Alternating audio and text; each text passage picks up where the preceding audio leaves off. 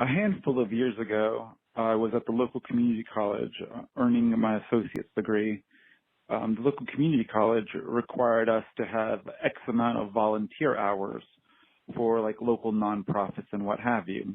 In my personal life, I do a lot of graphic design and have been very fortunate to continue doing so.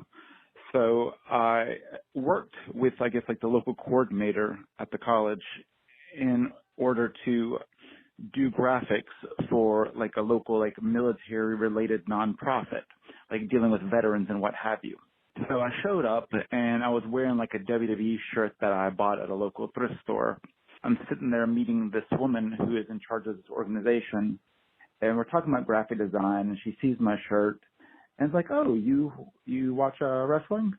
I was like, yeah, I love wrestling. You know, I watch Ring of Honor, you know, Impact and all that stuff, you know, at the time. She's like, "Oh, yeah, I used to date a wrestler, Sid Udy, nice guy." And, you know, this woman is probably in her 50s, maybe 60s at this point. You know, really difficult to tell. And for some reason, I just said, "I don't believe you," which for me is very out of character to state something like that. But I just found it like, that's a really random claim, you know?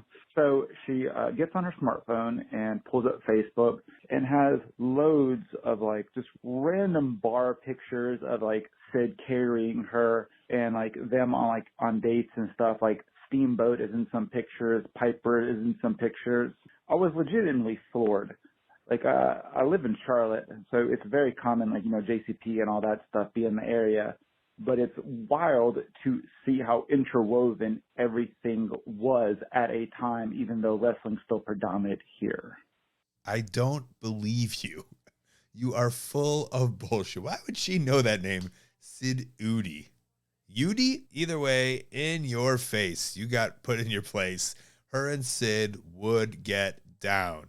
Listen, they all might not look like lookers in their older years, but when they were of partying age, when they wanted to know how vicious Sid Vicious really was, they got to know. It's the best when there's somebody who's like, "Oh yeah, I know this person," and to them, either A, it's a nobody or not important, or B, or whatever it is, she knew him as the sexy man that she went on dates with and was courting.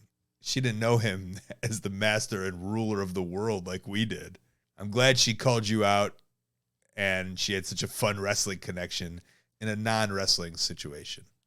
Hey, thanks for watching. That call was part of a whole podcast called Wrestling Anonymous. Listen to the whole thing weekly. Wherever you listen to your podcast, go subscribe. And while you're at it, subscribe right here on YouTube to Colt Cabana's channel. Thank you.